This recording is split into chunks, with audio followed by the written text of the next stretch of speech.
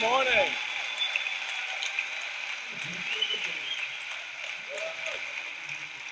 Welcome. Those words mean a great deal to us. They help us express just how we see things differently. And we hope they mean something to all of you who also see things differently, and to everyone that is striving to move the world forward. It is great to be back in the Flex Center.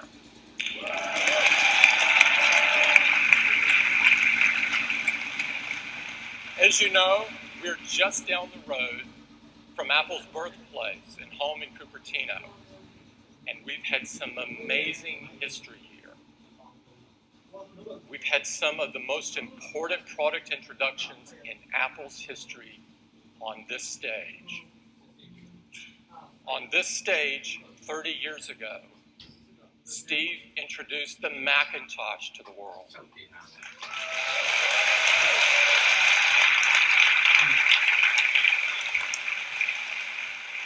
And on this stage, we introduced the iMac.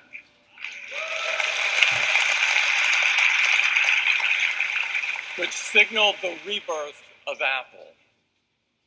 Today, we have some amazing products to share with you. And we think, at the end of the day, that you will agree that this, too, is a very key day for Apple. I usually go through a few updates, but we have so much to cover today. I'm dispensing with those other than to tell you everything's great.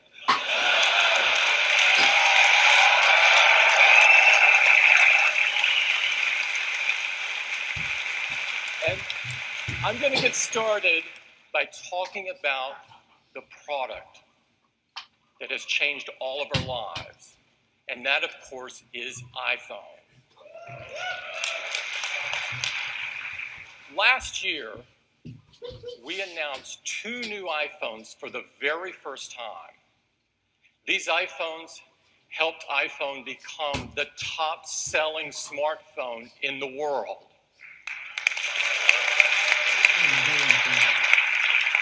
But more importantly, iPhone is the most loved phone in the world, with industry-leading customer satisfaction. And these iPhones, like the ones before it, have been recognized time and time again as the best phone in the world. The original iPhone set the bar for which the category would forever be defined. And for every iPhone that followed, we built on the vision of the original iPhone, but pushed further and enlarged what the iPhone could be. Today, we are launching the biggest advancement in the history of iPhone.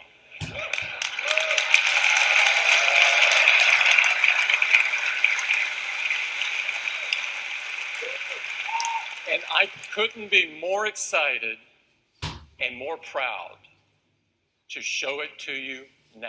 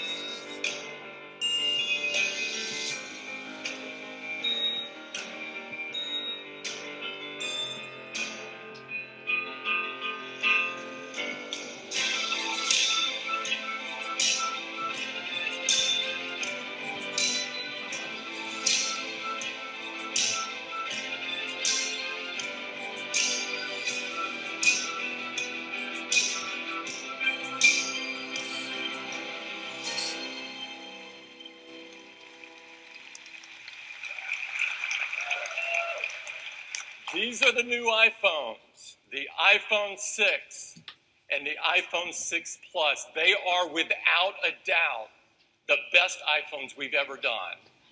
And I hope you'll agree, they're the best phones you have ever seen.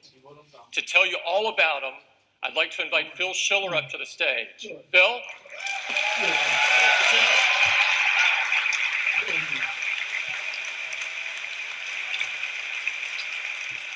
Well, good morning, everyone, and welcome back. I am honored to represent the whole team, to be the one to tell you about these incredible new iPhones. Their design is like nothing ever before, incredibly unique. From the glass front that curves around the side to meet seamlessly with the anodized aluminum back, complete with stainless steel Apple. It is truly the most beautiful phone you have ever seen. And from the start, the team has envisioned that the new iPhone 6 would come with 2 display sizes. But not any display would do. These are a new generation Retina displays.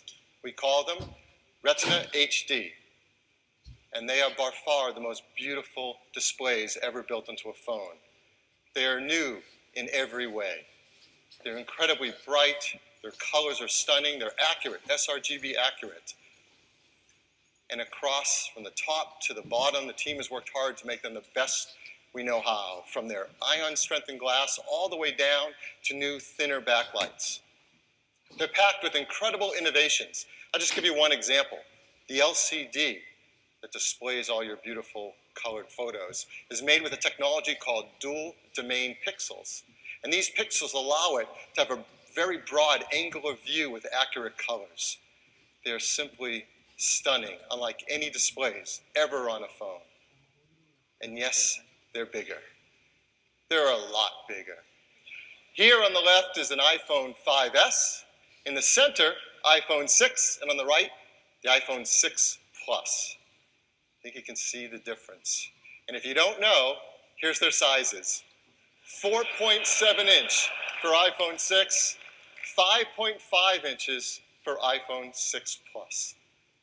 And boy, are they packed with pixels. The iPhone 6, 1334 by 750. That's more than a 720 HD display. And the iPhone 6 Plus, 1920 by 1080, full 1080 display with an even higher density. What's remarkable is these displays packed with so many pixels. The new iPhone 6, I'm sure some of you have already done the math, has over 1 million pixels.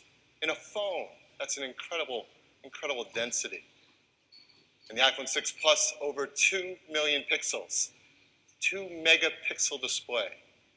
These are larger, they have more than the 5S. In fact, the 6 has 38% more pixels. The 6 Plus, 185% more pixels than the 5S. So huge displays, packed with pixels. But here's the real magic. They're done in phones thinner than anything we have ever made. Yeah. iPhone 6, it's just 6.9 millimeters thin compared to 7.6 for the 5S. And the 6 Plus 7.1, both thinner than any phones we've ever made. That took an incredible amount of engineering. So stunning displays, larger, more pixels, but thinner than ever before. And they are incredible at imaging all your content. The contrast is higher, the blacks are darker, the angle of view is broader. Your photos look gorgeous, and there's more to see on each of them. The text is incredible too, even sharper and more of it. You can see here in the Messages app, the iPhone 6 displays more than before, and the 6 Plus displays more and has extra room there, so we put your friends' faces right there front and center. And when you turn them in landscape, we show more as well. And we took special advantage of the iPhone 6 Plus because of all those pixels to do some new things with our apps. So for example, the Messages app now has a new horizontal 2-up display. Your weather shows more of your day. Stocks, for those of you who follow stocks, you get a great horizontal view now with 2-up. Mail has 2-up so you can see your inbox and your messages. And when you bring up the keyboard in any of your apps with the iPhone 6 Plus, that keyboard takes advantage of the display area to give you some more keys, for example, dedicated keys for cut, copy, and paste. There's even a new horizontal home screen view if you like to work this way, with your dock along the right-hand side. So we do everything to take great advantage of these huge displays and make them more capable. Now, one of the things the team's worked on is to help you not only feel great in your hands with these phones, but make it easier to use, one-handed. With iOS 7 last year, we introduced a new gesture, a side swipe gesture, thinking ahead to these phones and knowing that you'd want to use them here, and with the curved display that would feel really nice to slide from left to right. So for example, if you're in Safari, looking at a website, you can move backwards and forwards by just swiping from the side of the display on one side and swipe back from the other side of the display. That makes so much sense in a larger display where we want to use it one-handed. This works in mail, in messages, and more. We've also added a brand new gesture specifically for the iPhone 6 and 6 Plus. It's called reachability. What's reachability? Well, if you double touch, not even press, just double touch the Touch ID button, this is what happens. The whole display slides down so you can reach anything at the top without having to take your hand off the bottom of the display. It's so convenient and intuitive that we really like to use it. And once you tap something, it slides right back up again. The team even took the sleep wake button from the top and moved it to the right-hand side, so that's easy to press as well, all one-handed. So the team has done a great job building beautiful displays with a lot of pixels, making it a thinner iPhone than ever before, making it easier to use one-handed. So what about all that great software you already have? We all love our apps. And I'm really proud to tell you the App Store now has over 1.3 million applications.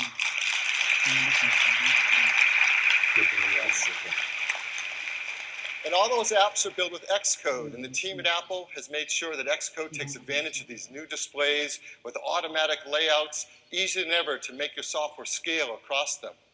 But what about all those apps that haven't been updated yet, don't know anything about these displays? Well, here's what happens. They just work. So we have an iPhone 5S on the left, 6 in the middle, and again 6 Plus on the right. This is the CNN app before it has been updated to take advantage of these displays. Built into iOS is now a desktop-class scaler, technology that makes this software look beautiful on different size displays. And so the text is sharp, the colors are beautiful, it all just works. And if a developer wants to take advantage of these big displays, as we have with our apps, and do special work, as CNN is doing, you can create even more incredible apps with more density of content. CNN's doing that for the 6 and the 6 Plus in their app, and they're creating a new horizontal view as well with 2 panels to take advantage of these large displays. So developers, all their apps can work, and they can do some exciting new things with them too. So those are the new Retina HD displays in the iPhone 6 and the 6 Plus. That alone makes these phones amazing, but that doesn't come close to telling the story of why these are the best phones ever made. So what else? Next, the chip inside. A new generation chip, the Apple A8. This is a 64-bit chip, our second generation. It has 2 billion transistors. The A7 had 1 billion, so it's a lot more. It's built with a new 20-nanometer process. Why does that matter? Well, it lets us make 2 billion transistors in a chip that's 13% smaller than the A7. And it delivers great performance. Up to 25% faster CPU performance.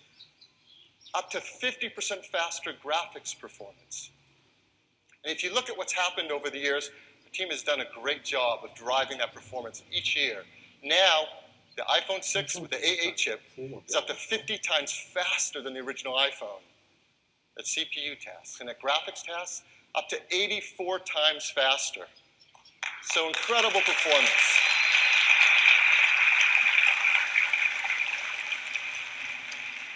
But the team had an extra goal with the A8, to deliver that performance in a way that's incredibly energy efficient. It's 50% more efficient than the A7 chip. And that allows us to sustain performance over a longer period of time. Why does that matter? Well, here's what happens with other smartphones. They can hit a speed number in the beginning, but very quickly they need to throttle down the performance so their device doesn't overheat. But with the A8 chip, the team has been able to drive performance over a longer, sustained period of time, deliver great performance while you're doing things that take a while, like playing a killer game. This is really, really important. Combine that with some of the new technology we've been launching, you can do amazing things. Just this summer, we launched Metal. Metal is a new graphics library for our developers so they can create killer 3D apps and games. Traditionally, 3D apps and games are made with OpenGL, a great open standard graphics library, but it comes with a performance penalty, a lot of overhead. With Metal, you can have a thinner layer. Developers can write close to the metal of the chip and get maximum performance. And everyone's doing that. Here's a list of some of the developers that are already planning to bring out games using Metal on our chips this year. You're going to see incredible performance. We've given some of them access to the A8 chip to let them get started working on, take advantage of this incredible level of performance and see what they can do with it. We thought we'd bring one of them out today so you can see some of the cool stuff they're working on. And we had to pick the developer with the coolest name you have ever seen, Super Evil Megacorp. That alone is a reason to bring them on the stage. So I'm very happy to introduce Stefan Sherman, co-founder and chief creative officer of Super Evil Megacorp. Stefan? Welcome.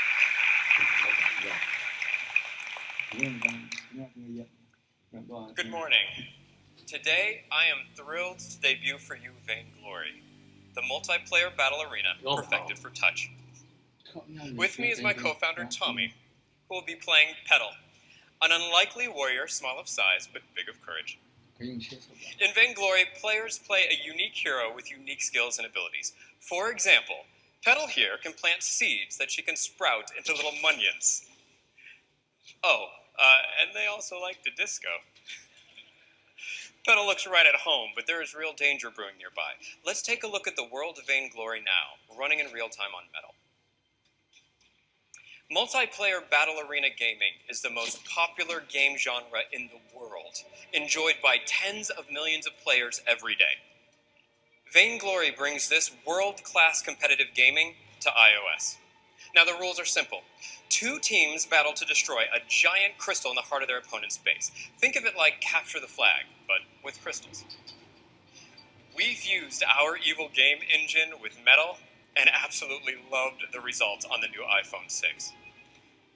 A world of 1.3 million polygons, running at 60 frames per second. New environment effects like dust particles and butterflies.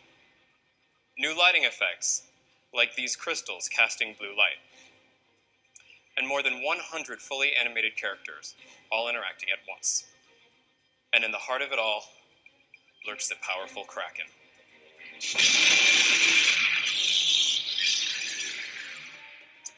This is a massive monster that, if captured by your team, will fight on your side to help you destroy the enemy crystal. And I think that's exactly what Tommy has in mind. Uh-oh, looks like Tommy's opponents have the same idea, and now it's a fight for the Kraken.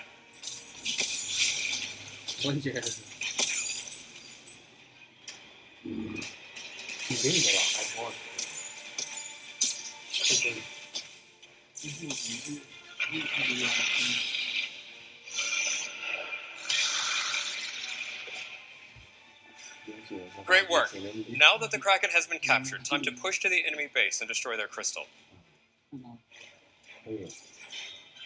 We founded Super Evil Megacorp to bring the hardcore gaming experiences of PCs and consoles to the mobile generation.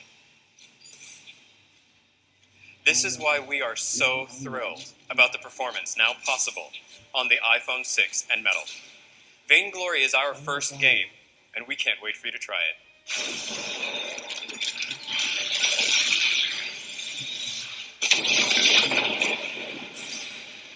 You won. Good game, Tommy. Join us when Vainglory launches in the App Store this fall. Thank you.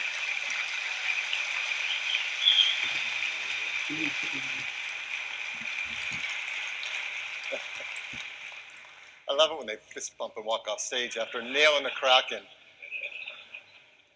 That's not bad for their very first game. It shows what's possible. Sometimes it's tough to remember when we're sitting here watching on a 35-foot screen just how incredible that is coming from a phone that you carry around with you everywhere you go. It is killer gaming. So, larger display, thinner design, incredible performance. Obviously, that impacts battery life. Well, I'm really happy to tell you the team has worked hard to make the iPhone 6 and the iPhone 6 Plus have equal or better battery life in every metric than the iPhone 5S.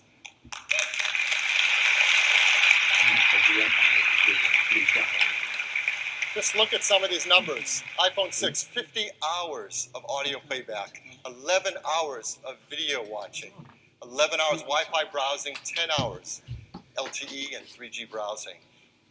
The iPhone 6 Plus, 80 hours of music listening, 14 hours of HD video playback, 12 hours Wi-Fi browsing, LTE browsing, 3G browsing. Really great battery life. Along with the A8, there's our Motion coprocessor, a new generation, M8. And as you know, this Motion coprocessor works along with offloading the work from your processor with all those great sensors on your phone, the accelerometer, the gyroscope, the compass. And this is really helpful for things like fitness applications to track data and provide it back to you. Well, the new generation M8 can tell when you're cycling and you're walking, you're running. It also has a new ability to estimate distance. So for example, you can go for a run. It can tell how many steps you're running, but also how far you've gone. And for the first time, give you credit for elevation as well, flights of stairs.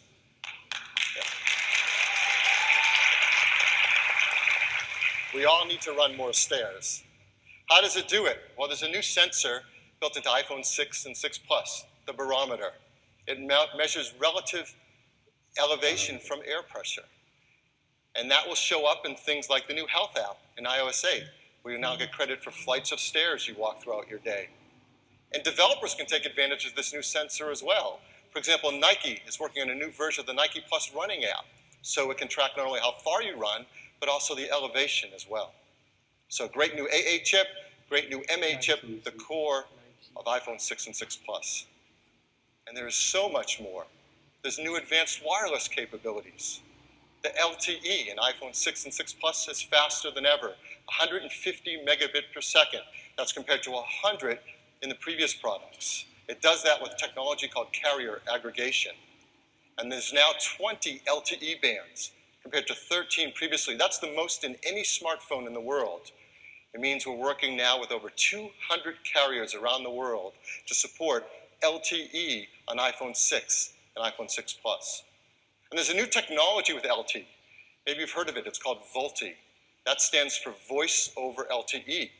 It means we can take the voice data of making a phone call off of the 3G network and move it up onto the 4G LTE network.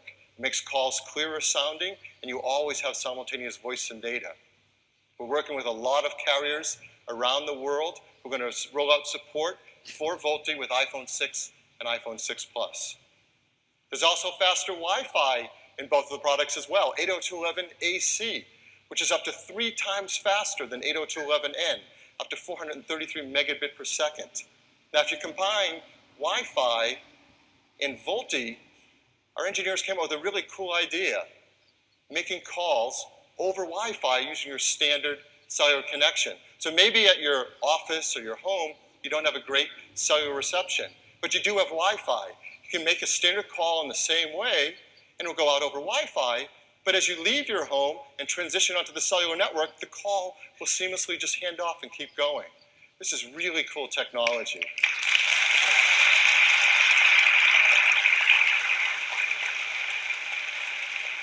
This is just the start of it. The first carriers working together with us on it are T-Mobile in the US and EE in the UK, and you'll see more quickly over time. So great wireless capabilities. Perhaps many people's favorite feature of their iPhone is their camera, in both iPhone 6 and 6 Plus. And people love taking photos with their iPhone for good reason. Here's an example. National Geographic photographer Jim Richardson took this photo in the Scottish Highlands with an iPhone. I mean, it's a beautiful photo. He's taken many more. And he and all of us will take even better photos with the iPhone 6 and the 6 Plus because there's an all-new iSight camera in it. It's an 8-megapixel iSight camera. It has Apple's innovative True Tone flash. It has large 1.5 micron pixels. Has a fast 2.2 aperture, but most importantly, has a new generation iSight sensor in it to take better photos. It's packed with some cool technologies. Let me just tell you one. It's called Focus Pixels. What are those? Let's look inside at the sensor inside the iSight camera. And you'll see these dedicated pairs of focus pixels. And what they do, they have little shutters on them. They read the light coming in from objects, and as the lens moves in and out, it can tell whether that object is in phase or out of phase. This is called phase detection autofocus. It's a technology used by high-end DSLRs. It's the best way to do fast autofocus. And now the iPhone 6 and 6 Plus have it. And they can focus almost twice as fast of the previous generation. And there's so many more things the sensor can do to take beautiful photos. It has great new generation tone mapping. It has beautiful noise reduction. It all adds up to incredible photos. So let me show you a couple taken right with an iPhone 6, straight off the camera, no retouching. People love taking portrait photos with their iPhone. This is a great one. Exposure is beautiful. The skin tone is really lovely. Great photo. Here's another portrait. He's smiling if you can't tell. The skin tones are perfect. You have to trust me on that. People also love taking macro photos. Here's a beautiful one of a California monarch butterfly. Anyone know? That's a female if you couldn't tell. And even landscapes with the wide-angle lens are just beautiful, particularly with the noise reduction for bluer skies without sacrificing sharpness. And everyone loves now taking panoramas with their iPhone as well, and you take even bigger ones with the iPhone 6 and 6 Plus, up to 43 megapixel photos. And with the new generation gyroscope, the stitching is near seamless. Now what makes your photos great are three things. It's the 5-element lens, it's the imaging sensor, and it's also the brains behind it all, the image signal processor that's part of the Apple A8 chip. And there's a whole new generation signal processor inside iPhone 6 and 6 Plus. For example, it has a dedicated hardware block now to do advanced face detection.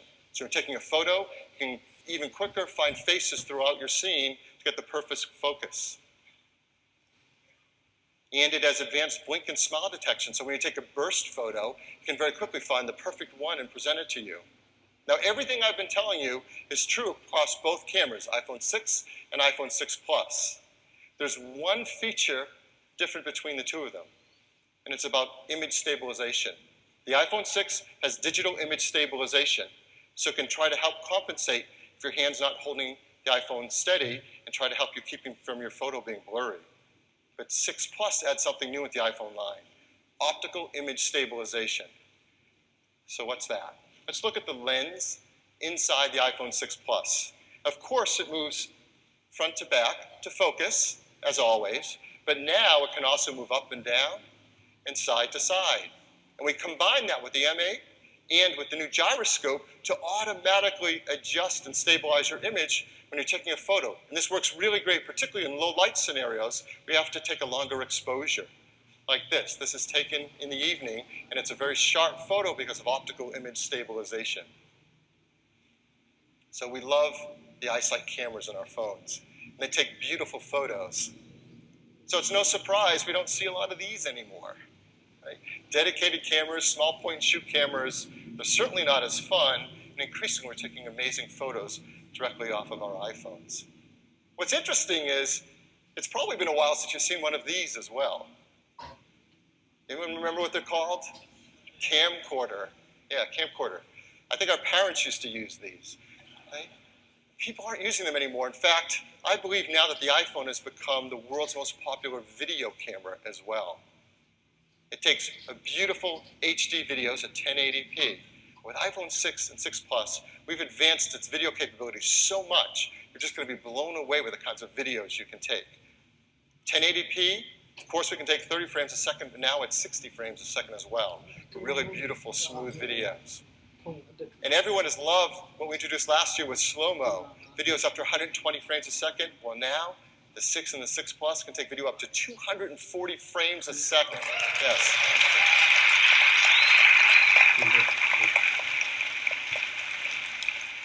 So you can take videos like this. Yeah.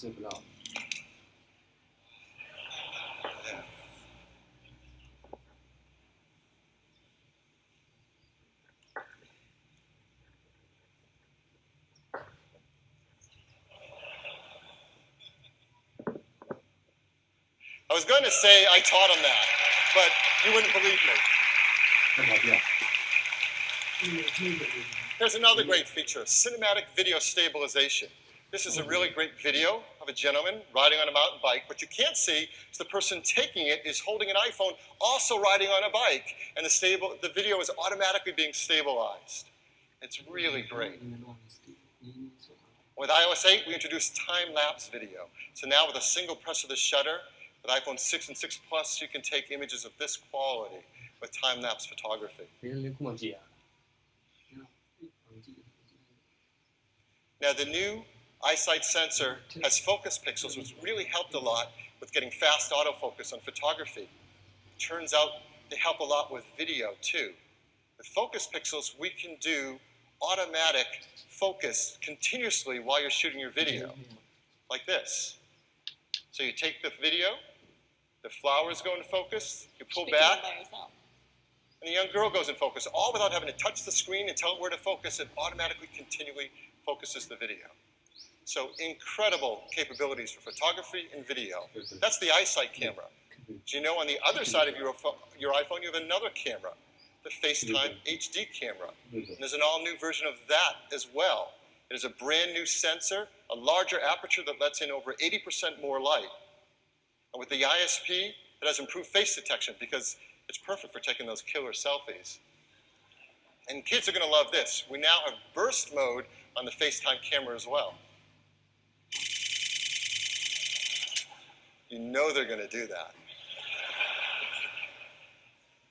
Now this new sensor, this FaceTime HD sensor, does something really cool for photography. It does single shot HDR. So with one picture, not multiple pictures, it gets great exposure for the foreground and the background. We're also now able to do HDR in your videos as well from the FaceTime camera. So amazing cameras, both the front side and the back side, FaceTime camera and eyesight camera. Both the iPhone 6, the iPhone 6 Plus will come with an iOS 8, the latest version of the world's most advanced mobile operating system, and there are so many great features. I just want to point out a few of them that are really wonderful on the new iPhones. First, the new Messages application. You can share your location with friends. You can now share audio messages along with your photos and your videos. And there's a new controller on the bottom right-hand side there that you control with your thumb. So it's really easy to do one-handed. There's a new keyboard with QuickType. It suggests words based on the content of what you're typing. And again, easy to reach one-handed. There's a new health application in iOS 8 that works together with that motion coprocessor and all those sensors to help us all stay fit throughout the day. And there's tons of extensibility throughout iOS 8. For example, here, notifications where LinkedIn and my favorite airline are all connected and right there in front of my notifications. And perhaps the most innovative feature of all in iPhone, Touch ID, not only lets you unlock your phone and make payments in iTunes, but you can also now use it with third-party applications. So that's going to be really cool. That's iOS 8. These are the best phones ever made. iPhone 6 and iPhone 6 Plus, packed with features from everything from those amazing displays to the super fast 64-bit A8 chip and on and on. They are the best we know how to make, and I think the best anyone's seen. And the team works so hard to make these in the most environmentally friendly way. So we always like to call attention to this because it matters a lot. Not only do you see all the things you're used to seeing here, there's a new one as well, beryllium-free, which we commit to do. So the team makes these just in a wonderful fashion. There are new cases for both phones. There are new silicone cases, 6 colors with a great feel, including product red, and new leather cases, 5 beautiful dies, including product red there as well. iPhone 6 comes in these 3 beautiful colors, gold, silver, and space gray. I think by now you're all wondering, yeah, but how much does it cost? Well, I'm really happy to tell you it starts at just $199. Yeah.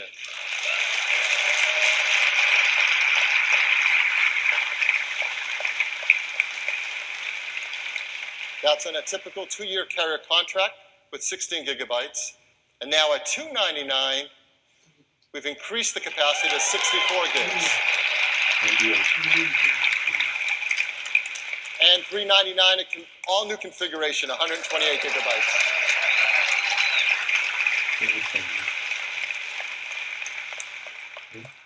iPhone 6 Plus also comes in gold, silver, and space gray, and it starts at just $299. Yeah, really, you heard a wow, you're right. For 16 gigs, $399 for 64, and $499 at that new 128 gigabyte configuration. These are not only the best phones in the world, they really are a great value as well. And they complete our lineup. iPhone 5S, yesterday, the most advanced smartphone in the world, is now starting at just $99. The iPhone 5C in an 8 gig configuration, typical 2-year carrier contract, offered for free. Next question, so when can we get them? We're going to start to ship them on September 19th.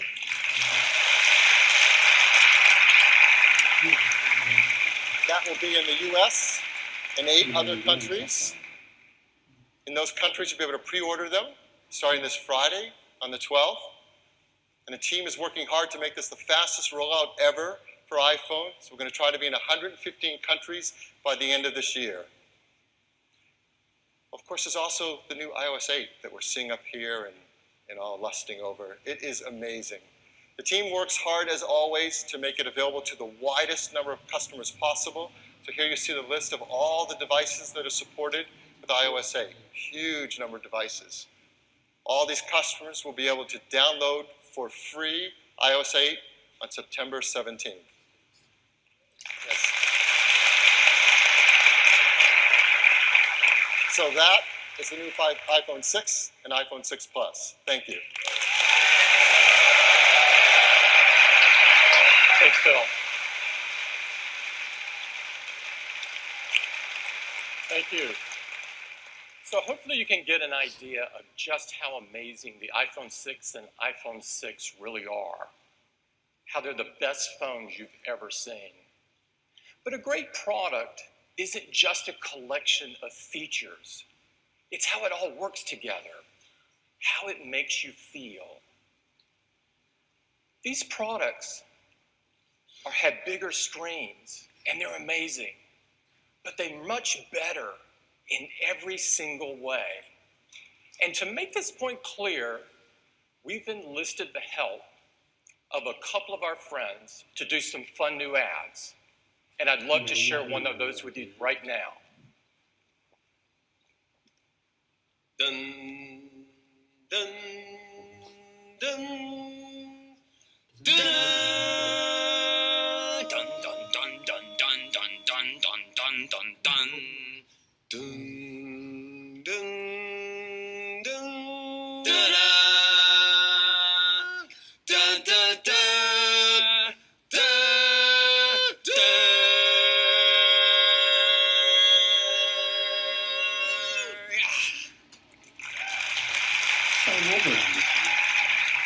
What do you think? Did you like them? Do you know who they are? Does anybody know who they are? Justin Timberlake and Jimmy Fallon.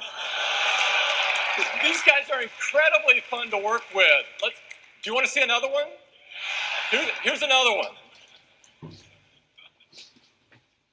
This is the iPhone 6. And this is the iPhone 6 Plus. They come with a thing called Health, so they can help you track a lot of stuff. Like today I walked 3.8 miles. Well, I ran 4.2 miles. Well, I climbed 11 flights of stairs. Well, I drank a smoothie that had 362 calories in it. Well, I had a funnel cake that had 1,230 calories in it. You know that's not good, right? It was good. It's delicious.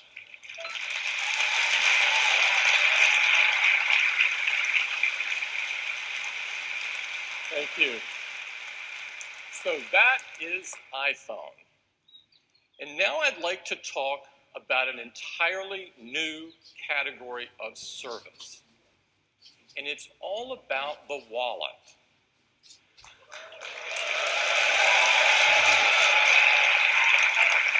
Our vision is to replace this. And we're going to start by focusing on payments. Payments is a huge business.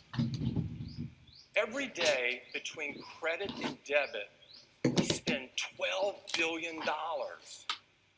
That's over $4 trillion a year, and that's just in the United States.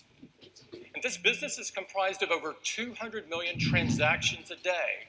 That's 200 million times that we scramble for our credit cards and go through what is a fairly antiquated payment process. It looks something like this.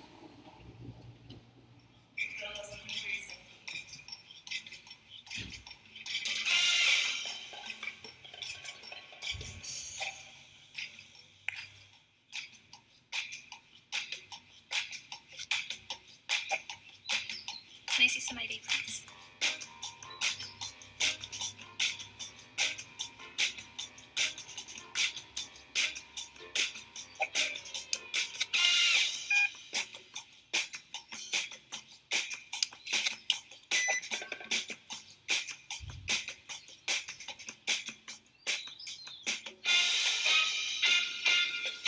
Thank you. Now thank you. This whole process is based on this little piece of plastic. And whether it's a credit or a debit card, we're totally reliant on the exposed numbers and the outdated and vulnerable magnetic stripe interface, which, by the way, is 5 decades old, and the security codes, which all of us know aren't so secure. It's so easy to lose your card or have it compromised. It's no wonder that people have dreamed of replacing these for years. But they've all failed. The New York Times said it best.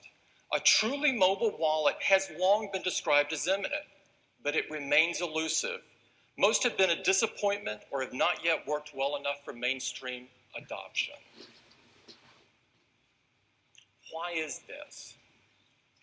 It's because, as it turns out, most people that have worked on this have started by focusing on creating a business model that was centered around their self-interest instead of focusing on the user experience. We love this kind of problem. This is exactly what Apple does best. And so we've created an entirely new payment process, and we call it Apple Pay.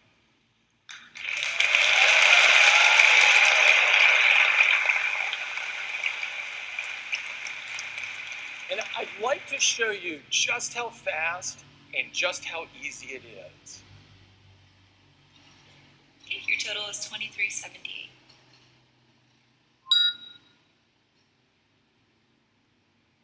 That's it. That's it.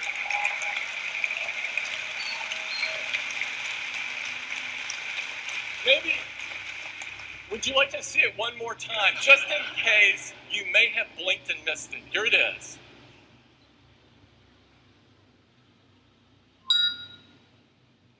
It is so cool.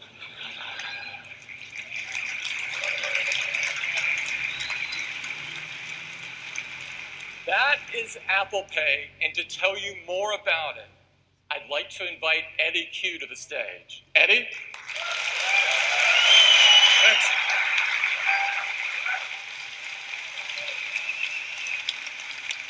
Thanks, Tim. It's great to be here this morning. Now, Apple Pay is built into every iPhone 6 and 6 Plus. And we've got a groundbreaking NFC radio antenna built across the top. Now, NFC is the standard for all contactless payments. Now, you also have the convenience and security of Touch ID. And we've got a new chip called the Secure Element.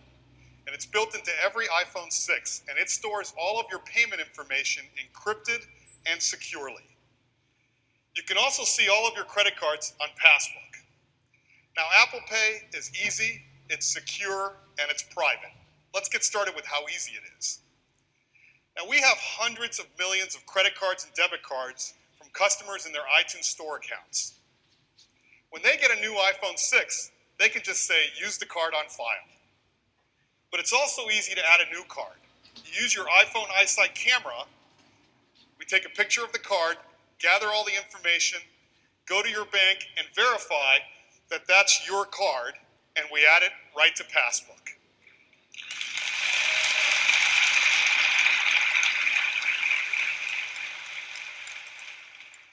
And now, with just a touch, you've paid. It's that fast, it's that easy. Now, we've also integrated security throughout both the hardware and software in a way that only Apple can. So when you add a new credit card, we don't store the credit card number and we don't give it to the merchant. We create a device-only account number and we store it safely in the secure element. And each time you pay, we use a one-time payment number along with a dynamic security code. So you no longer have the static code in the back of your plastic card. And if your iPhone is lost or stolen, you can use Find My iPhone and suspend all of the payments from that device. And again, because the credit card isn't stored on the device, there's no need to cancel your credit card.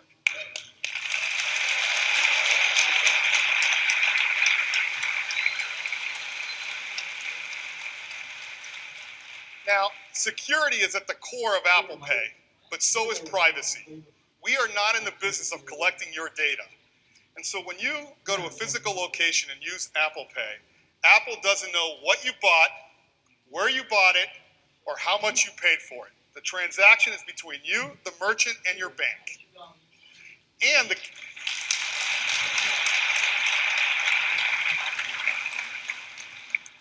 the cashier doesn't get to see your name, credit card number, or security code like they do today when you hand them a plastic card. So Apple Pay, it's fast, it's secure, and it's private.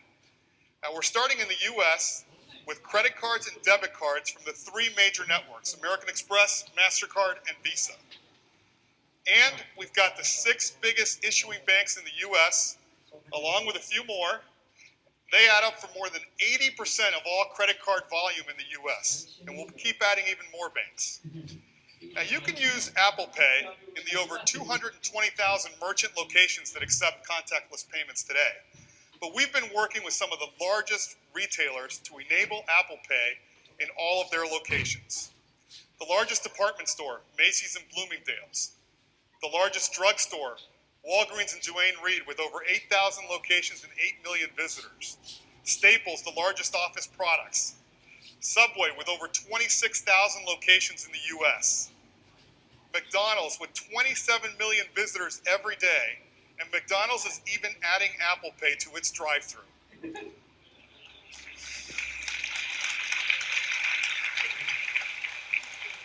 Whole Foods, the healthiest grocery store and leading provider of organic food. And our own Apple retail stores.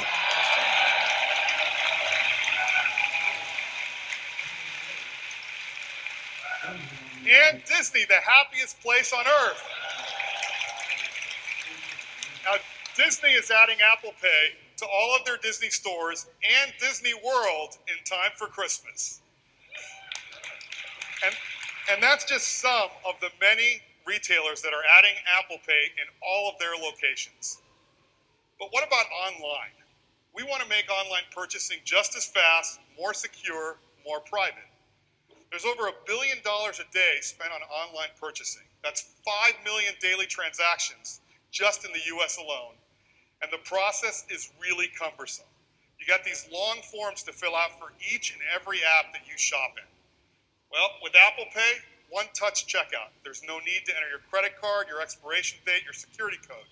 You don't even have to enter your shipping or billing address. And none of your credit card information is shared with the merchant. We use the one-time payment number out of the secure element. And we've been working with some great retailers like Target to enable Apple Pay into their shopping app. So I don't know about you, but I'm looking for some Beats headphones. And now, with Apple Pay, you can just check out with a touch. And you see the credit card and the shipping address. And now, with one touch, I've bought it. It's that simple. Now we're adding Groupon. Groupon is the leader of e-commerce, and they're incorporating Apple Pay right into their app. So now you can see a new deal and buy it with just a touch. Uber's got a new feature called Ride Now, so you can request a car using Apple Pay without the need to create an account at all. Panera lets you order your favorite sandwich or salad and have it ready for pickup with just a touch. MLB is adding the ability of buying tickets right in their app with Apple Pay.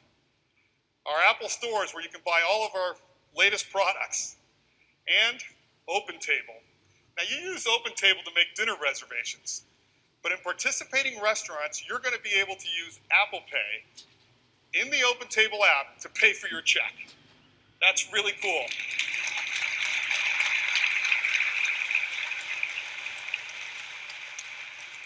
And that's just some of the many apps that are incorporating Apple Pay. Now in iOS 8, we have a new Apple Pay API that's going to be available to all developers, so we can expect a lot more apps. Apple Pay, it comes with every iPhone 6 and 6 Plus. We're launching in the US starting next month. It'll be available as a free update to iOS 8. And we're working hard to bring Apple Pay to even more countries. And that's Apple Pay. Thank you.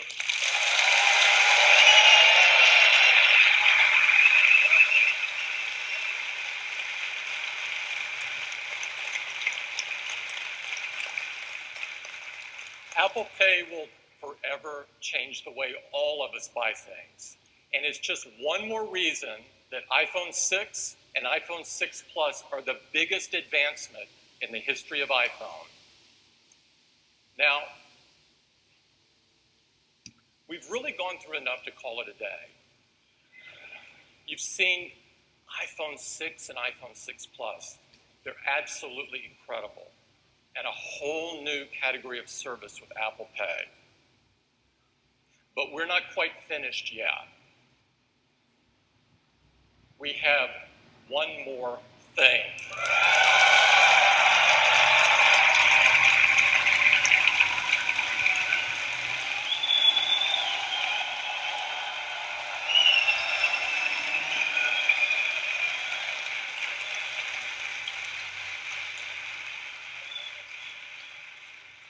We love to make great products that really enrich people's lives. We love to integrate hardware, software, and services seamlessly. We love to make technology more personal and allow our users to do things that they could never have imagined. We've been working incredibly hard for a long time on an entirely new product. And we believe this product will redefine what people expect from its category. I am so excited and I am so proud to share it with you this morning.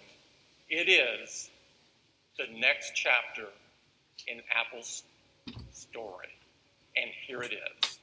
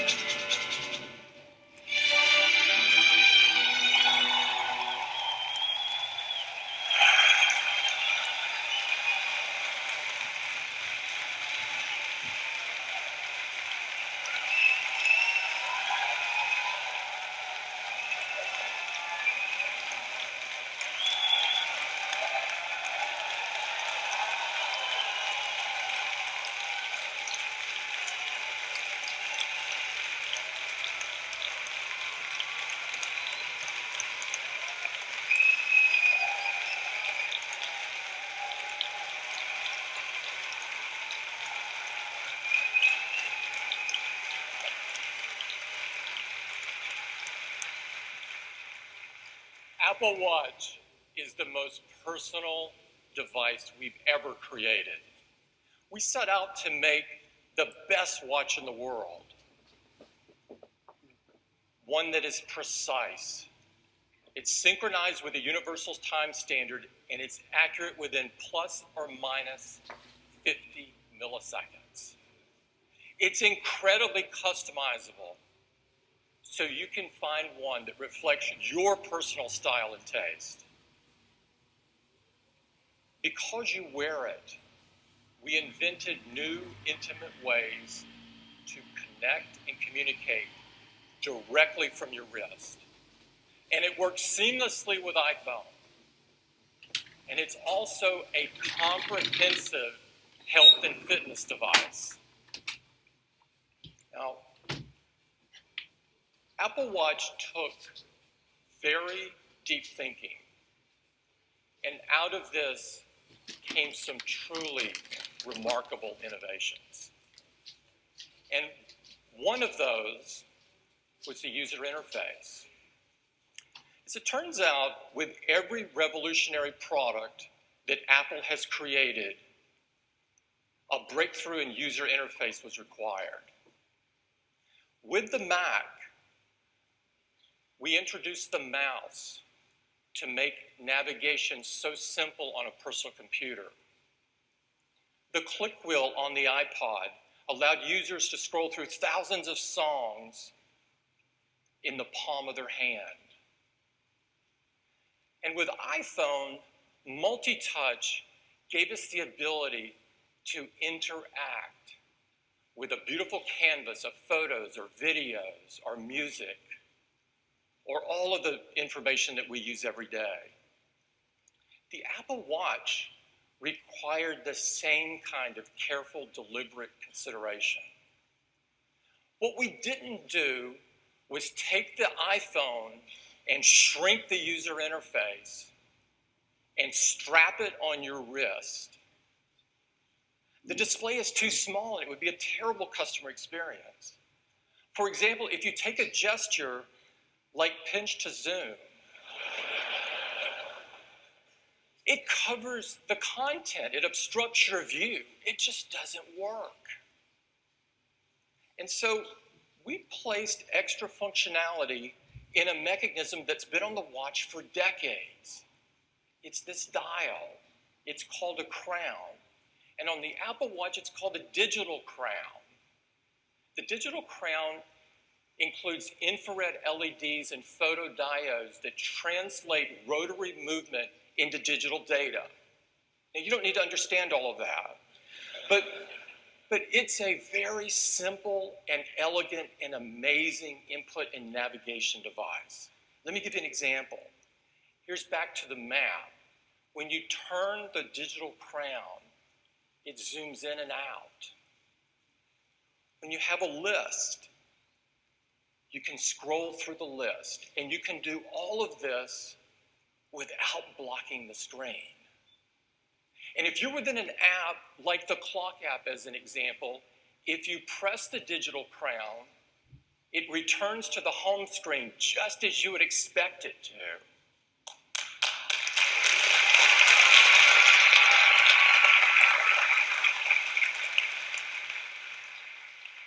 Now, Apple Watch, of course, is made to be worn. And it can be worn all day for any occasion. It's as much about personal technology as it is style and taste. It seamlessly combines materials and software and technology. And we thought not only of the function, but of the way it looked. Apple Watch has an amazing and rich design story. And we prepared a video of that this morning that Johnny Ive narrates. There is no one better to tell the story than Johnny, and I would like to run it for you now. You know, it's driven Apple from the beginning, this compulsion to take incredibly powerful technology and make it accessible, relevant, and ultimately personal. We've designed a range of products so personal, you don't put them on your desk or in your pocket. You wear them on your wrist. And we conceived, designed, and developed Apple Watch as a completely singular product. You know, you can't determine a boundary between the physical object and the software.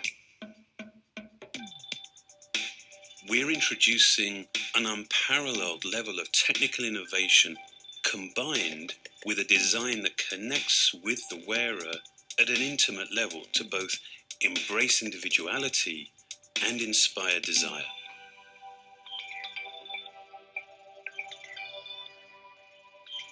The watch senses that you're raising your wrist and then activates the display.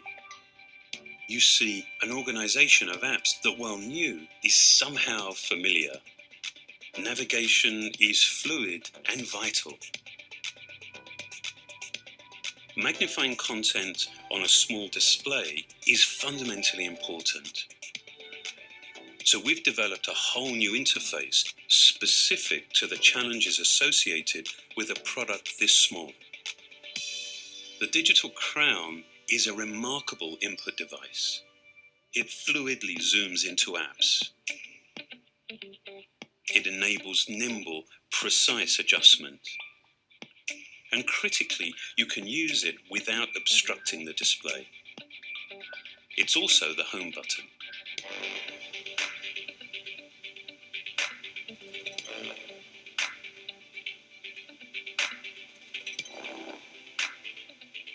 Apps are designed for lightweight interaction.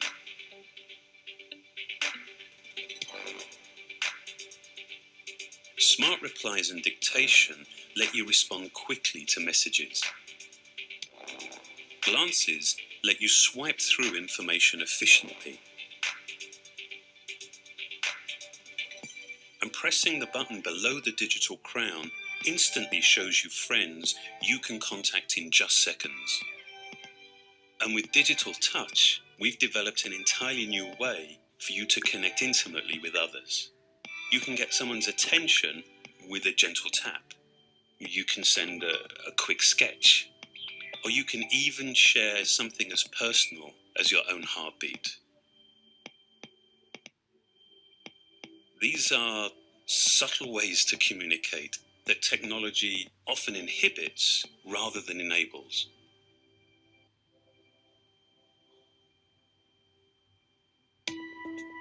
These apps all take advantage of the flexible Retina display. It's been laminated to a machined and polished single crystal of sapphire. That's the second hardest transparent material after diamond. In addition to the digital crown, we've had to invent other input technologies designed specifically for a product this small. So as well as sensing touch, the display also senses force, quite literally adding a new dimension to the user interface. Tiny electrodes around the display recognize the difference between a tap and a press. This provides instant access to a whole range of contextually specific controls. For the first time, and with great intention, we've designed not only what you see, but also what you hear and feel. We've developed a linear actuator that provides haptic feedback to complement your interactions. This taptic engine, combined with the audio feedback from our ultra-resistant speaker, creates a discrete and nuanced experience. At the heart of the watch is a custom-designed chip that integrates many subsystems into one remarkably compact module, which is then completely encapsulated to protect the electronics. It's essentially miniaturizing an entire computer system onto a single chip.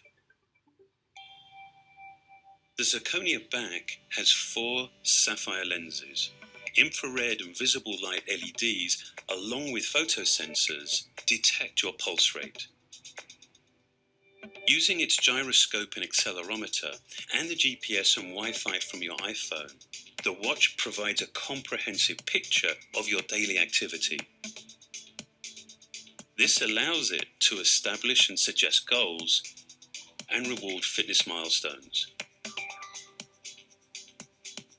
The back crystal also houses a unique charging solution that combines our MagSafe technology with inductive charging. Completely sealed, it requires no alignment or exposed contacts. Apple Watch is incredibly accurate. It uses multiple technologies, keeping time to plus or minus 50 milliseconds. We have worked closely with horological experts from around the world to help us understand the cultural and historical significance of timekeeping. And this has profoundly informed our design.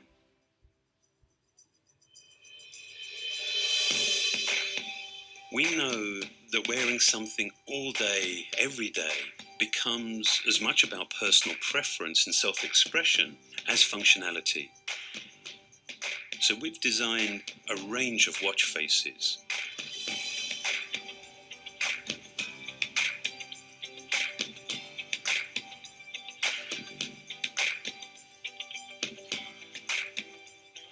You can personalize both their appearance and their capability. Personalization extends way beyond the interface. We have designed 6 different straps and a mechanism that makes the straps easily interchangeable with a refinement and precision that's born of functionality. The Sport Band, in a range of bold colors, is made from a tough, durable, sweat and chemical resistant high-performance elastomer. The leather loop comes in a soft, quilted leather that conceals magnets for fastening and adjustment. We've used traditional leather, but in a new sports context that's designed for optimum comfort. The supple, handcrafted leather modern buckle closes with a solid metal clasp and wraps symmetrically around the wrist. The simple leather classic buckle references traditional watch vocabulary. And the stainless steel link bracelet has a slim deployment clasp that is contained within a 2.6mm band. The Milanese loop is crafted from a fluid, flexible stainless steel mesh with a magnetic closure that has an elegant simplicity and is infinitely adjustable. And of course, we knew one size wouldn't fit everyone, so we've also developed a smaller watch with matching smaller straps. From different cases and straps, we've actually created 3 distinct collections. The first, Apple Watch, features a polished case made from a custom alloy of stainless steel.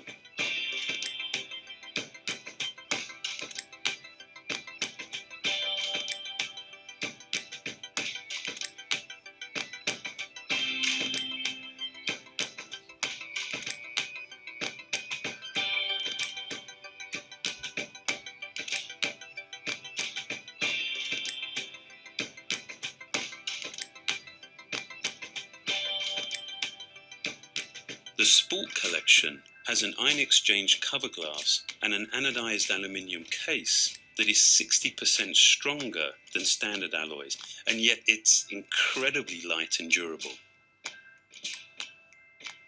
Apple Watch Edition is made from 18-karat gold that our metallurgists have developed to be up to twice as hard as standard gold.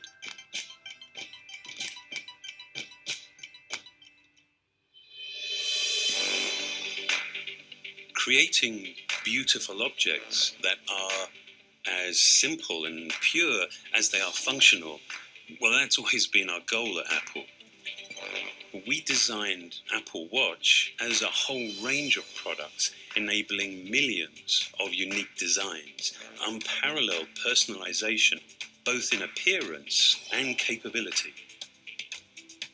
I think we're now at a compelling beginning, actually designing technology to be worn, to be truly personal.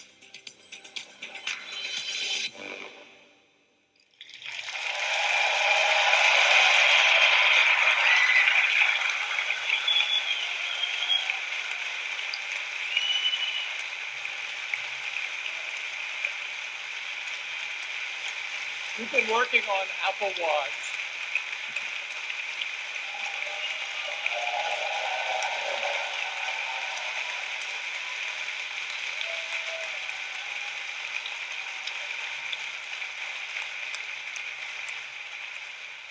We've been working on Apple Watch a long time, and we assembled an amazing team to do so. It covered every discipline at Apple. One of the key people is here this morning. He led our software effort. He's Kevin Lynch. And I'd like to invite Kevin up on stage to give you the very first live demo of Apple Watch. Kevin?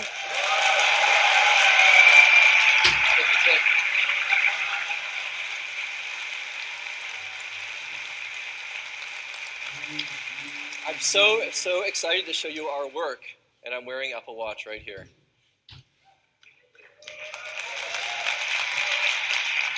Now, to give you a better look, since this is a little hard for you to see, we've built a custom one that's connected to the display here. So let's take a look at that.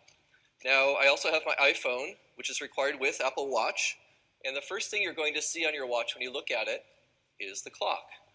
Now, we thought a lot when we were designing Apple Watch about how to really reveal all of the great ecosystem of applications on this device. And we wanted to build it in a way that was really easy to find and use. So we've connected it to the digital crown. So if I press the digital crown at the top here, it takes me out to my applications. Very easy to get out to my apps. Now when I'm here, you can see the clock is the center of the universe. And the apps you frequently use, you might put around the clock here. You can arrange these how you like. And I can pan just by simply swiping on the screen here. I can go from one area to another of my applications. I can also get an overview of all of my apps just by rotating the crown. It will zoom out to a universe of apps. And you can arrange this just how you like. And by tapping, you can go right into a neighborhood of apps. And if you'd like to go back to the clock, you press the crown and it brings you right back to the clock again. Now to launch apps, it's very simple, of course. You just tap on one of them. Here's the clock. Now the watch faces can be customized just how you like. You can choose different ones. You can arrange them just for yourself. And to customize your watch face, you just force touch on the display and it goes back a little bit. Now I can simply swipe over here and I can choose another watch face. So if I like this one, I can tap on it. That's now my watch face. I can also customize the appearance and the functionality of these faces. So again, if I force touch here, it will bring me out and I can choose customize. And here I can change the color of the face. Just by rotating the crown, I can change the color here and slide in some different colors on my watch.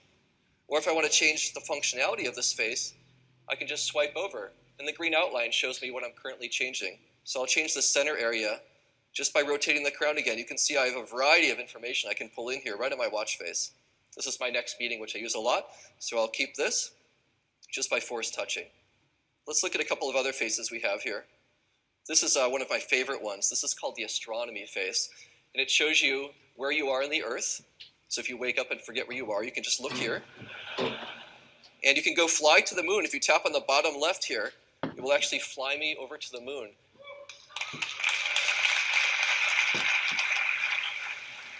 This is the current moon phase. We scheduled our event on a nice full moon, so this will look great here. And I can rotate the crown here, and it will advance time.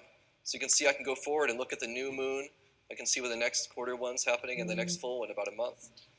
So it's a lot of fun to play with some of these faces as well. In addition to the Earth and the moon, I can zoom out even further, and I can look at the whole solar system. And you can see where all the planets, this is the actual position of the planets right now for this time. And if you forget which planets are which, I can just double tap here and it will give me a little cheat sheet so I can see which is which. So let's fly back here now to the Earth. So that's a great watch face called astronomy. There's a whole variety of watch faces here. We spent a lot of time just doing some beautiful work here on the appearance of the faces. This is a nice analog one. Now, in addition to looking at the time, we also thought it's really important to look at other information as well. So how do we represent that in a really glanceable way? So we've created something called glances. And the way you get to glances is you just swipe up from the bottom of the watch face, and you'll see information that you choose to have here. It can be from our built-in apps, it can be from third-party apps, and you can arrange these just how you like. Here's my next meeting, and if I just swipe horizontally, I can see things like where I'm located, here at Flint Center, the current weather outside, NASDAQ, stock quote, and world time, or I can see music I'm currently playing on devices around me. And with this, you can actually control music on your iPhone, music on iTunes on your computer, or the music that's stored right on your Apple Watch. Here I've got it connected to my iPhone, which is plugged into the speakers in this room, so it will sound really good. So let's listen to a little Coldplay here.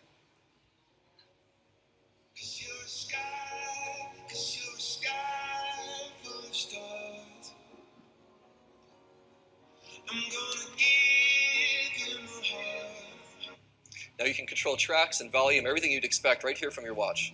And when you're done with glances, you just swipe down and they go away. Now, in addition to your looking at information, you may have information coming to you. And when you're notified of things on Apple Watch, we're using the Taptic engine to give you feedback on your wrist. It's just like somebody tapping you on the wrist very gently. And even if you're sitting right next to someone, they won't be able to tell that you're getting notified. It's very subtle, but you'll feel it on your own wrist. And you can choose what information, of course, will come and notify you on your watch.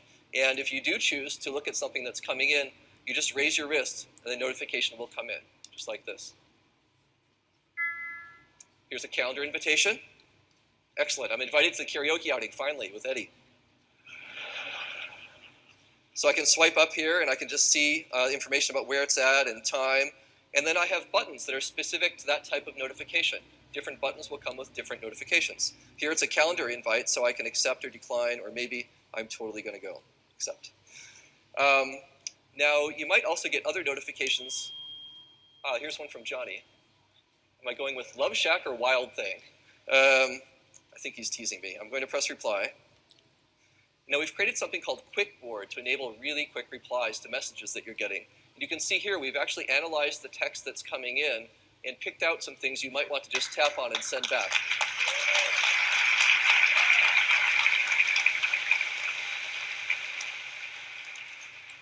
So I'm not going to tell Johnny what I'm seeing. It's a secret, of course.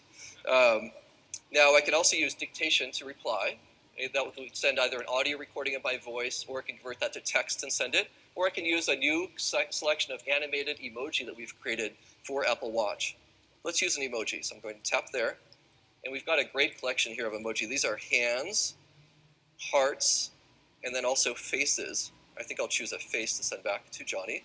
Now, when you're actually sending a face here, you can control both the eyes and the mouth to get just the right expression you'd like to send to somebody. So here I'll just edit this a little bit. I'll make it, this is a winking one if I change the eye. If I want to do something a little bit more with the mouth here, change that. I think that's perfect to send back to Johnny, all right? And so I'll just press send. Now that's sending an animated emoji to Johnny. He can view that on his phone or his watch, and it has the same kind of lively character that I just created. And that lets you send a lot of emotion without interacting very much at all on your watch. There's a lot that Apple Watch can do. I'm going to show you a few more things here. The first one is that we've built Siri into Apple Watch. So we can do Siri just by pressing the digital crown here and ask a question like what movies are playing, for example. What movies are playing tonight in Cupertino? So Siri will go out and check that information. It comes back with a list of movies that are playing around us here in Cupertino. And I can use the crown to scroll this, or I can use my finger to scroll the list. Now, I'll just tap on Guardians of the Galaxy, because that one looks really cool. You can see we get some very nice poster art there. We can see the ratings, who's in the movie, lots of information, including showtime, synopsis. So you can use a lot of Siri functionality right here on your wrist with Apple Watch. Now, we also looked at how you can carry your photos with you. And it's almost like having a little locket of photos right here with you. So we've got a Photos app here. And now, of course, precious photos number in the hundreds rather than a couple. So here you can see an overview much like you can on your iPhone. Now, though, I can use the digital crown to zoom right in to photos and see which ones I'd like to look at. Or I can easily just pan around and look at photos from different times. And if I'd like to, I can tap on photos and bring them in larger on the screen here. And I can look at them one by one just by swiping. So this is a really great way to bring your precious photos with you.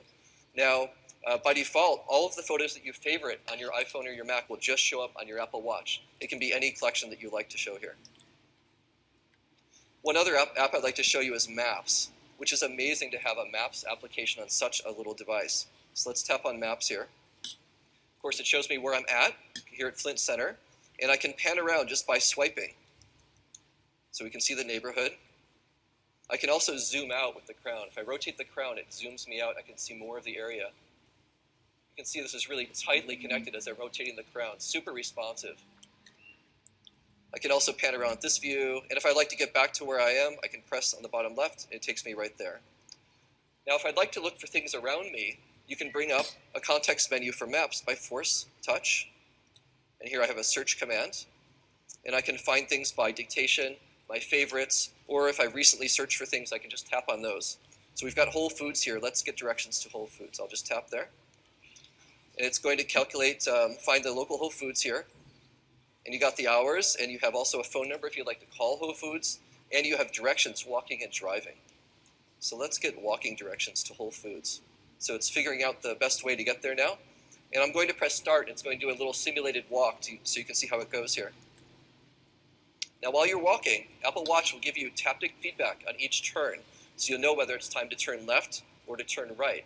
And those feelings are different for each direction. So you can actually know without even looking at your watch which way to go. It's like having this invisible guide with you.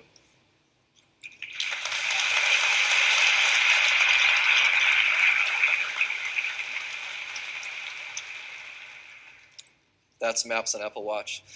Now, the last app I'd like to show you is one that we worked on a lot in terms of communication. We thought hard about how to enable a new form of communication, given that we have the Taptic engine and you're wearing Apple Watch. We've created something called Digital Touch. And you get to your friends with Digital Touch by pressing this button right below the digital crown. And there are my friends. Of course, you can choose who you'd like to have here in your friend list. And I can communicate with someone just by tapping. So I'll tap here on my friend Jeff. And I can either phone him or I can send him a message. Or if I tap right in the center, I can create this new form of digital touch communication with Jeff. And here I can draw and tap and have a much richer live communication with Jeff. He and I go out to lunch a lot, so we've now established this little code. When we're getting hungry, we can just tap each other, and we'll feel it on our wrist. So I'll just do the triple tap here for going to lunch. We'll see if Jeff is getting hungry like I am right now. Okay, so we do this a lot. That means what's for lunch. So I know that. So I know that Jeff really loves sushi. So I'm going to bring up the color picker and pick a nice blue color. And I'm going to draw a fish. So I know how much Jeff loves sushi. Drawing in front of millions of people is really fun. Okay, there's my fish. What do you think? So that's being sent now.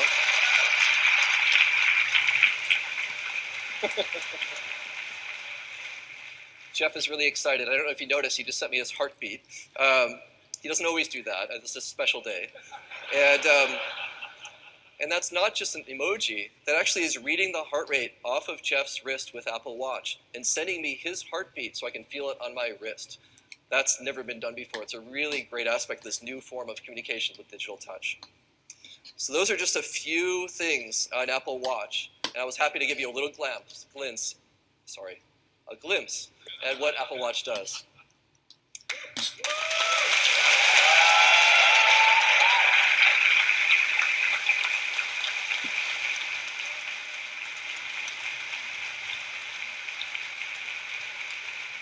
So this has been a really collaborative effort across Apple, and it's just such an honor to work with the team.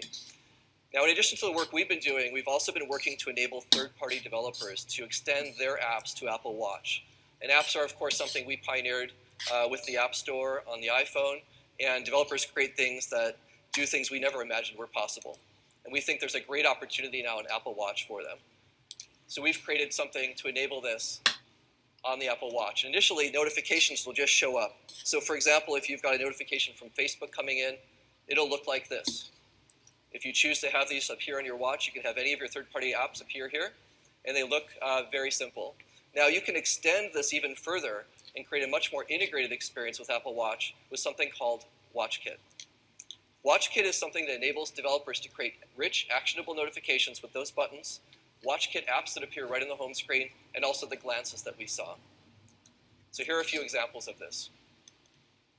Here we have Twitter with a notification coming in. And you can see it's using the same layout as the original tweet, but now it's much richer with images and text. It looks like the Twitter brand, and it has buttons that you'd like to use to favorite or retweet right on that message. Now, in addition to custom notifications, you can also create apps that appear on the home screen. Here's the Twitter app. If I tap on that, it will just launch the app. And here I can view things on my timeline, look at trending tweets, or I can actually tweet from my Apple Watch by tapping on the top there. A few more examples. When you're traveling with Apple Watch, it's really great. American Airlines has created a great experience all the way from checking in with one tap on your watch, all the way through collecting your bags. When you're checking into a hotel, Starwood Hotels is creating this great app for Apple Watch that lets you check into the hotel, and you can unlock your hotel room door by waving your watch in front of the door.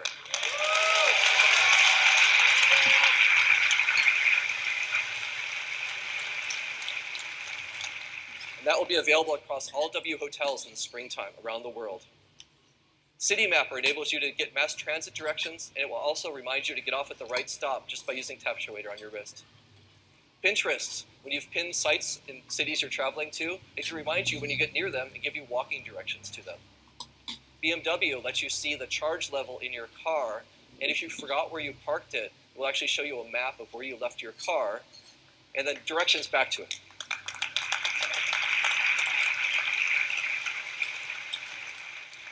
MLB lets you see the current sports scores. Honeywell lets you control the temperature in your home. With the Lutron app, you can control the lighting and the scenes in your home with one tap. With the Nike app, you can challenge your friends to go for a run. These are just some of the examples of the great apps that are already underway for Apple Watch, and we just can't wait to see what developers are going to create in this great new platform. Thank you very much. Great job.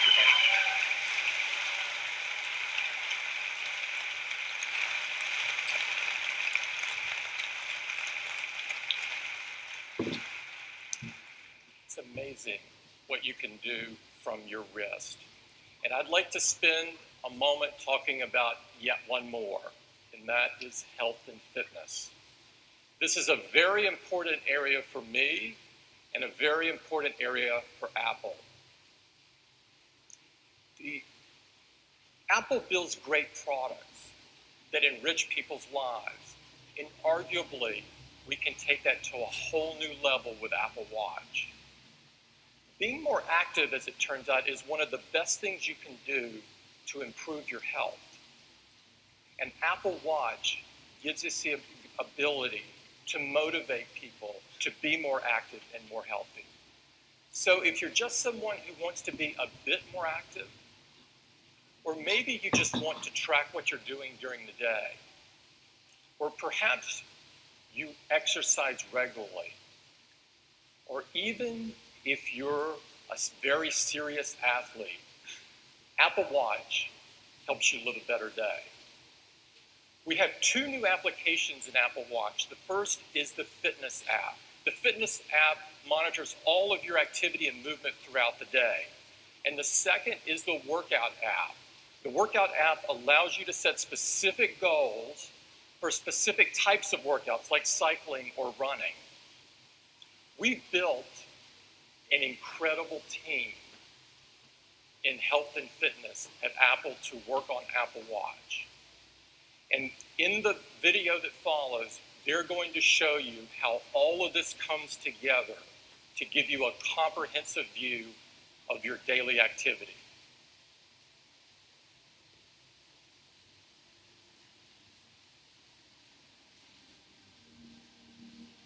Apple Watch is designed to help anyone who wears it lead a healthier life by being more active. From people who just want to be more active throughout their day, to those who work out a few times a week, to athletes committed to improving their performance. Apple Watch brings together the capabilities of an all-day fitness tracker and a highly advanced sports watch in one device you can wear all the time. It can track a wider variety of activities because it's able to collect more types of data. It uses an accelerometer to measure your total body movement. It has a custom sensor that can measure intensity by tracking your heart rate. And it uses the GPS and Wi-Fi in your iPhone to track how far you've moved. We wanted to give you the most complete picture of your all-day activity and not just highlight the quantity of movement, but the quality and frequency as well. So the Activity app on Apple Watch measures 3 separate aspects of movement with the goal of helping you sit less, move more, and get some exercise.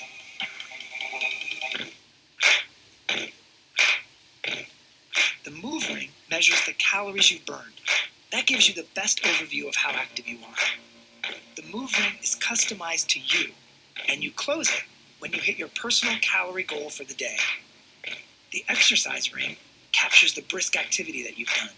This doesn't necessarily mean hardcore exercise. It means any activity done at the level of a brisk walk or above.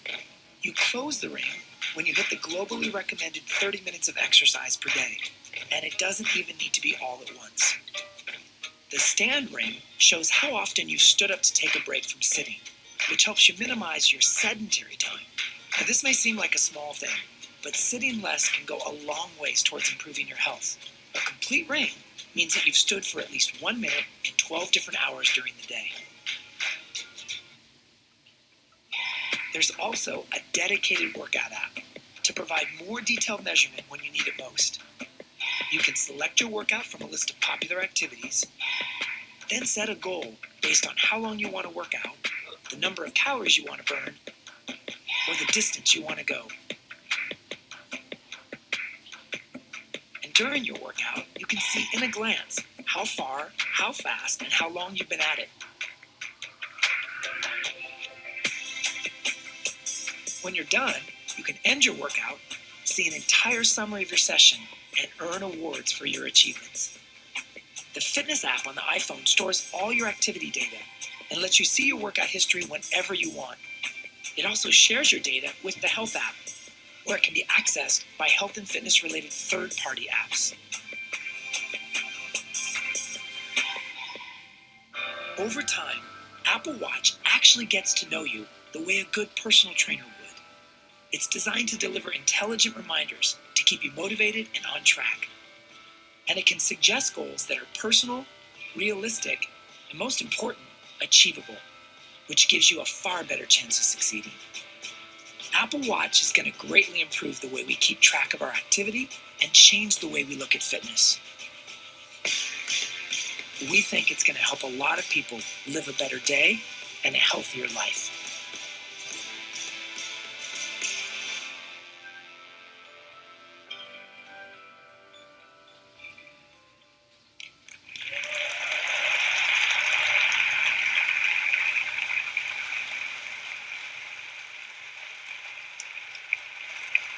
We could not be more excited about bringing these health and fitness features to the Apple Watch. Apple Watch required some deep innovation. It's a precise timepiece with incredible ability to customize. It's a new, innovative, intimate way to communicate directly from your wrist. And it's a comprehensive health and fitness device. And it is so much more that we don't have time to cover this morning. I use mine to control my Apple TV. Another member of the team loves to use theirs as a viewfinder for their iPhone camera. Still another loves the walkie-talkie ability. The list of features is a mile long. And I'm certain when developers get their hands on the developer kit, that list will get even longer, and there will be things that we couldn't even imagine in it. Apple Watch has been curated into 3 collections: the Apple Watch Sport, and the Apple Watch Edition. Apple Watch requires the iPhone because it's been designed to seamlessly work together, like with handoff, where you might read an email on your watch and then respond to it on the iPhone. The email appears right in the lock screen of your iPhone. It's really cool. Of course, Apple Watch works with iPhone 6 and iPhone 6 Plus, but we've also designed it so that it will work with iPhone 5, iPhone 5C, and iPhone 5S.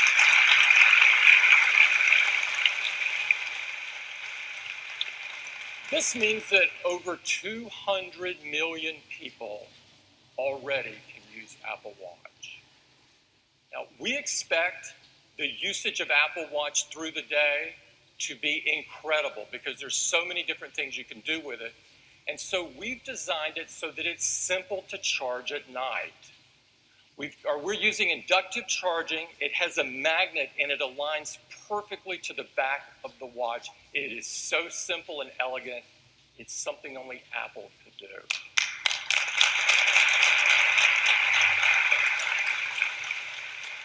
Apple Watch starts at only $349.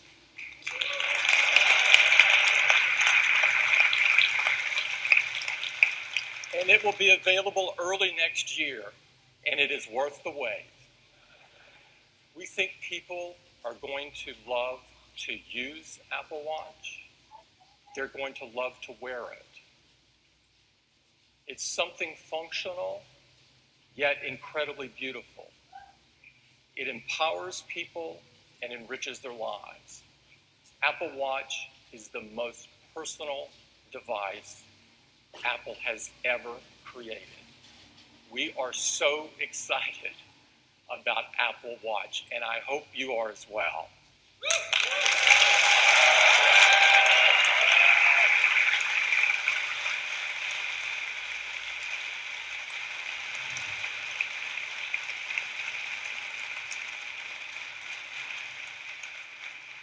It's been an incredibly fun morning for us. You've seen the iPhone 6 and the iPhone 6 Plus. These are the best iPhones we've ever made. And they have amazing larger displays, but more importantly, they're better in every single way. It's the biggest advancement in the history of iPhone. And Apple Pay. It's going to change the way you pay for things forever. And everything you need is right in your iPhone 6 and 6 Plus. Now, it also works with another product. Apple Pay will work with Apple Watch.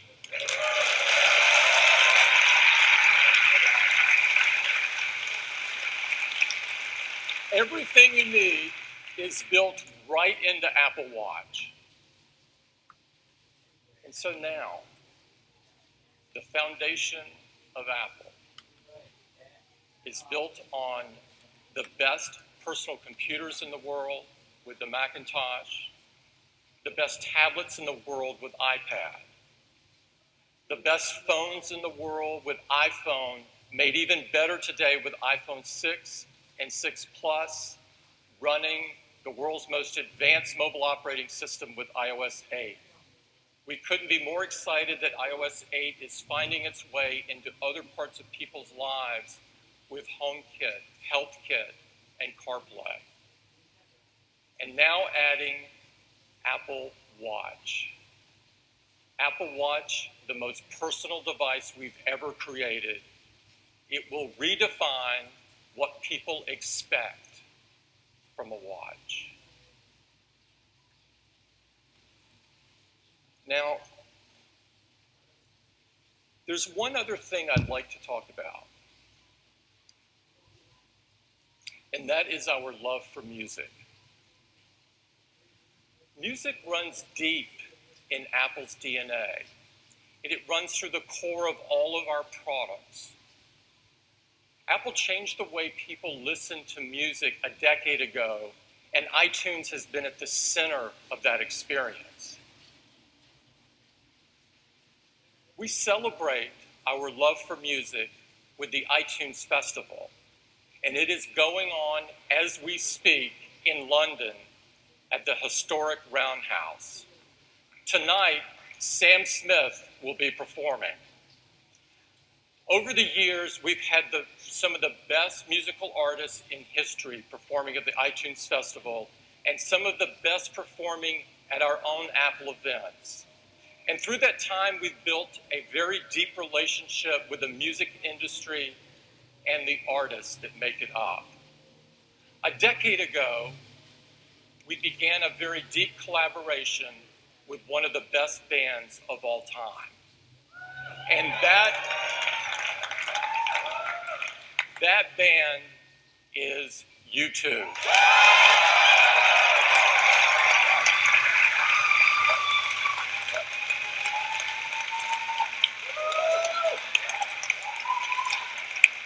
U2 has agreed to perform for you today. And we could not be more excited about this. U2 is among the most respected artists in the world, among the best-selling. They've won more Grammy Awards than any single band in history. They're a member of the Rock and Roll Hall of Fame. And as accomplished as they are in music, they have also made incredible accomplishments by focusing on human rights causes and the advancement of the human race. It is an incredible honor for us to have U2 join us on stage and perform.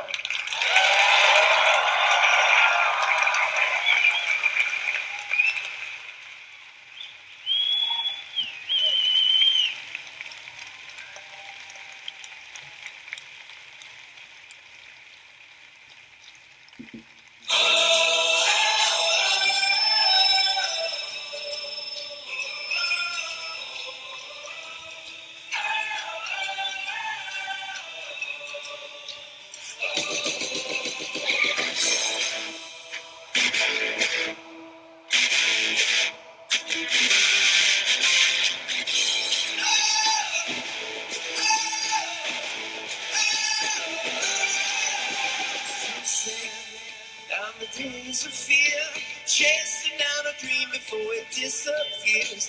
Aching to be somewhere near your voice was all I had.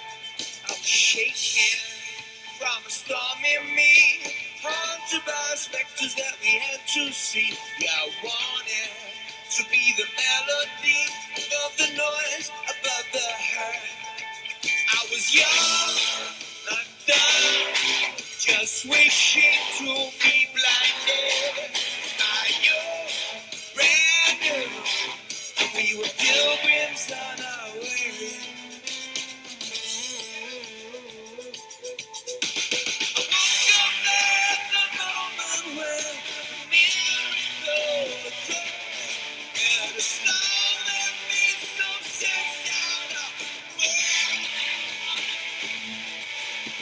Everything I ever lost now has been returned. The most beautiful sound I ever heard.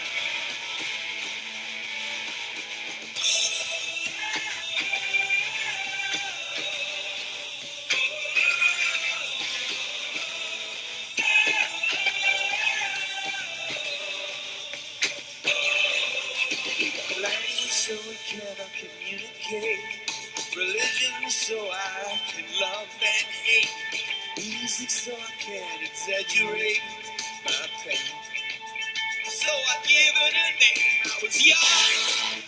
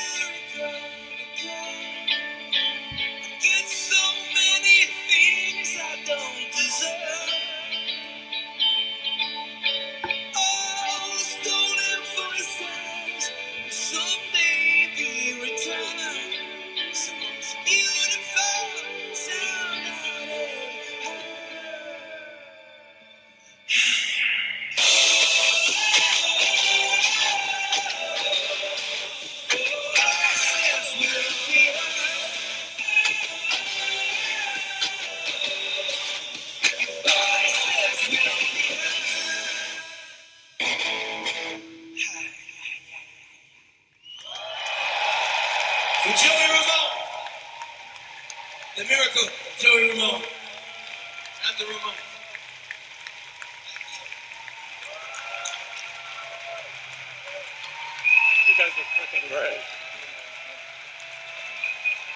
You are great.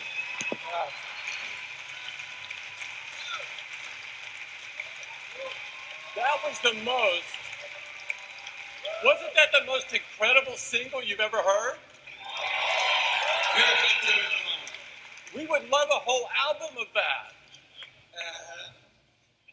There are rumors that YouTube has made an album in the last 5 years. That's untrue. We have made several albums, we just haven't released them. We're making music all the time, that's what we do.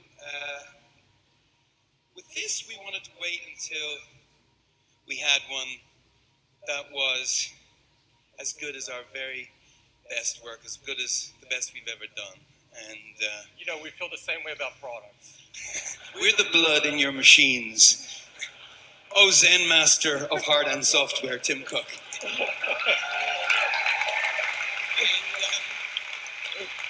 Look, as of this time last week, we finished our album. It's called Songs of Innocence. We're very excited about it. The question is now, Zen master, how do we get it to as many people as possible? Because that's what our band is all about. Wait, are we the very first people to see this in the world? Yes. Kind of see it. Is this a white label copy? That's a white label copy, that is. And the question is, and I think you can help us, how do we get this to as many people as possible? Well, you know, we do have iTunes. I do believe you have over 500 million subscribers to iTunes, so could you get this to them? Sure, we could do that. Could you, do it in, 5 seconds just by pressing a sort of magic Apple send button? You could do that? If we gave it away for free. But first you would have to pay for it. Because we're not going in for the free music around here. You would consider... I've been told I'm a good negotiator. You would consider putting Songs of Innocence out to over 500 million people free in, say, 5 seconds from now. Yes. We press the button, it'll take a little longer to get all the way across the internet, but it can start in 5 seconds. So, U2, let me just get this straight. U2's new album, Songs of Innocence, is going out for free to 500 million people in the next 5 seconds. 5, 4, 3, 2, 1. Wow, that's instant gratification. Did that really happen? Did that really happen? We're not kidding. That just happened.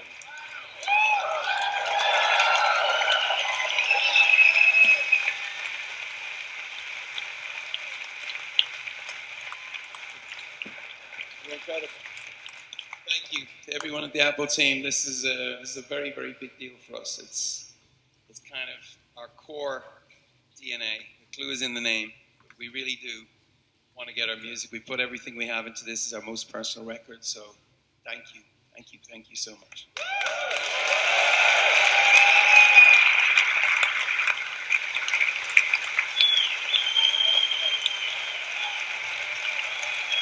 So, just to make sure that we're all clear, every iTunes customer gets this album, this incredible album, for free. That's over 500 million customers, and it makes music history because it's the largest album release of all time. Now, just to go through the details, every iTunes customer in 119 countries, it's available throughout the day in your iTunes music library. All you have to do is click, and you can begin listening to to this incredible music. It will also be on iTunes Radio and Beats Music. Yeah. And it will only be with Apple until mid-October.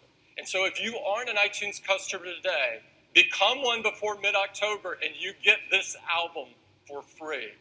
I'd really like to thank the band. This is incredible for us and incredible for all of our customers, and I can't think of anyone they would like to have music from more. Thanks, guys.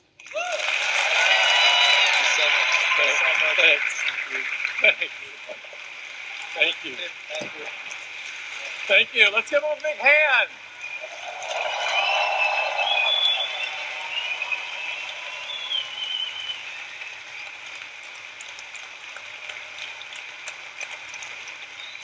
Now, we were so excited about this, we made an ad. Because we want to make sure everybody knows about it so everybody can take advantage of it. And I'd love to run it for you now.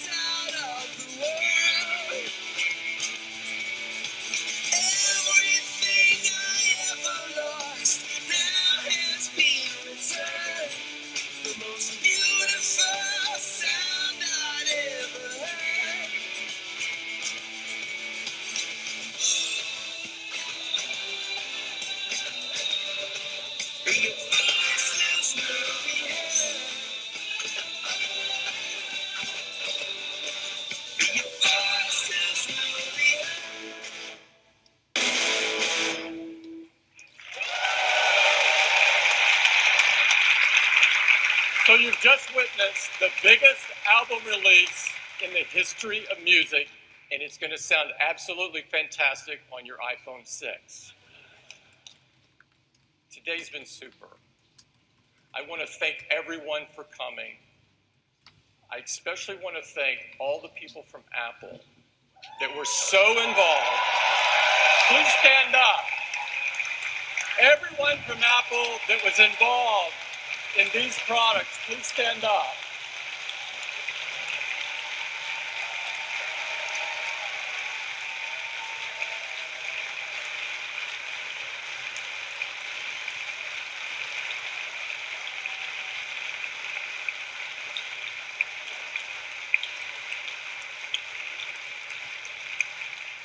They are the reasons that we can create great products like this and have events like this to hopefully make all of our customers happy.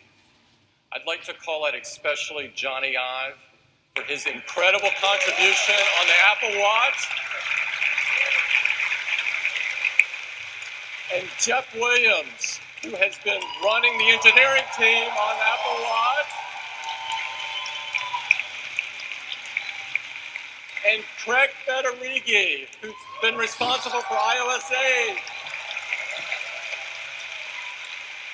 And Eddie Q, who was the driver of Apple Pay. And everyone at Apple, you are the reason we're able to do this. For the press and guests, we have the most amazing hands-on experience, far beyond what we've ever had, waiting for you. And I hope you take the time to go in to get your hands on the new iPhones and the Apple Watch and try out Apple Pay. We promise not to use your credit card. Thank you, everyone, for coming. It's been a privilege to see you this morning. Goodbye.